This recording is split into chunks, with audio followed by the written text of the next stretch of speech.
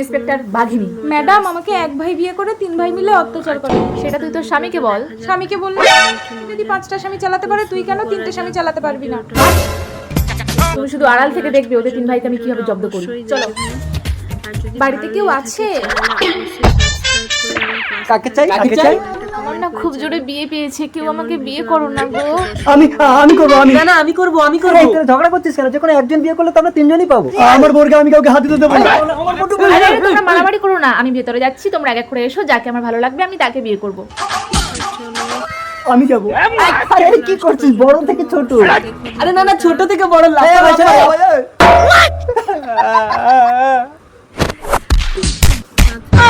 Inspector বাঘিনী, চুপচাপ বাইরে যা, কাউকে কিচ্ছু বলবি না। Okay madam. কি রে ভাই, কেমন দিল? আরে আমাকে তো যাওয়ার সঙ্গে সঙ্গে শুইয়ে দিয়েছে। তাহলে তোর এই জামা ছিড়লো কি করে? আরে রোম্যান্স করতে গেলে ওরকম হয় একটু একটু। তার মানে আইটেম পুরো রোমান্টিক। আমি চাই।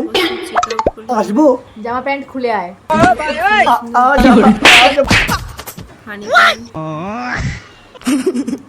দুষ্টু মেয়ে, দিলে তো আমার ডিম দুটো ফাটিয়ে। ইন্সপেক্টর বাঘিনী, চল নিকাল। নেক্সট। কি রে ভাই, কেমন দিল? আমাকে তো পুরো আলগা করে ফাটিয়ে দিয়েছে। আলগা করে দিয়েছে, তাহলে এবার আমি যাই। रुको जरा। ভাই তোকে কি সত্যিই দিয়েছে? প্রথমে তুই যদি সত্যি কথা বলতিস তাহলে আজ আমার ডিম দুটো নষ্ট হতো না। ভাই, আমার তো পুরো মেন যন্ত্রটাই গুলি করে উড়িয়ে দিয়েছে।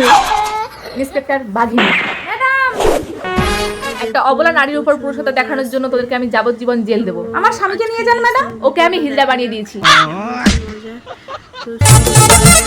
স্বামী, তুমি আবার বিয়ে করে আসলে? তা কি করবো? তোমার এই টেকো মাথার জন্য তো তোমাকে নিয়ে রাস্তায় বেরোলে মানুষ হাসাহাসি করে। এই চলো চলো, একটা অমঙ্গল, একে দেখে বেরোলেও অযাত্রা। এই তুমি কোথায় আসছো? একটাই তো খাট, সবে কোথায়?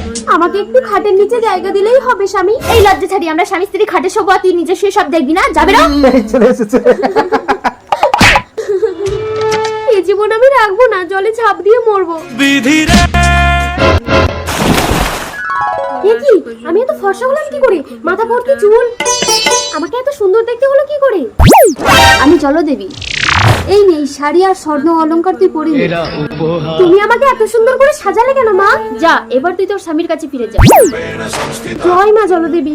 মনমোহিনী, আমি বাজারে যাচ্ছি। আমার জন্য একটা ফর্সা হওয়ার ক্রিম আনবে। আরে তুমি তো এমনিতেই ফর্সা, বেশি ফর্সা হওয়ার চেষ্টা করলে কিন্তু ওজন কালো হয়ে যাবে। আসলে তো আমি কালো ক্রিম মেখে মেখে ফর্সা হয়েছি, এটা ওকে জানতে দিলে হবে না। বেশি কথা বলো না, আমি যা বলেছি তাই আনবে। তুমি না বেশি লোভ করো। মনমোহিনী, আমাকে চিনতে পারছিস? আমি ঠিক দেখছি তো? তুমি এত সুন্দর হলে কি করে? টুকটুকে ফর্সা, মাথা ভরা চুল। শুনবে? তাহলে তো নিশ্চয়ই আমি ডুব দিলে আরো সুন্দর হয়ে যাবো। ছোট যাস না, তুই এমনিতেই সুন্দর। আমি আরো সুন্দর হতে চাই। জলদেবী, আমাকে সুন্দরী করে দাও। এবার দেখি তো। ও মা, আমার মুখ এত কালো হয়ে গেল কেন? আমার মাথা টাক হয়ে গেল কেন? এটাই তোর আসল চেহারা। ক্রিম মেখে ফর্সা হয়ে আমার পুকুরে ডুব দিলে তার এমনই অবস্থা হয়। এবার আমার কি হবে? আমার মা গো। মনমোহিনী, বাজারে ব্যাগটা ধরো তো। এ কি, আমি স্বপ্ন দেখছি না তো? না না, স্বপ্ন না, সত্যি। এই দেখো, লাগছে তো। স্বামী, ভূত! এই দূর হলো কি ছড়ি। না না স্বামী, একটা মেয়ের জীবন নষ্ট করে তাড়িয়ে দিলে সে কোথায় যাবে?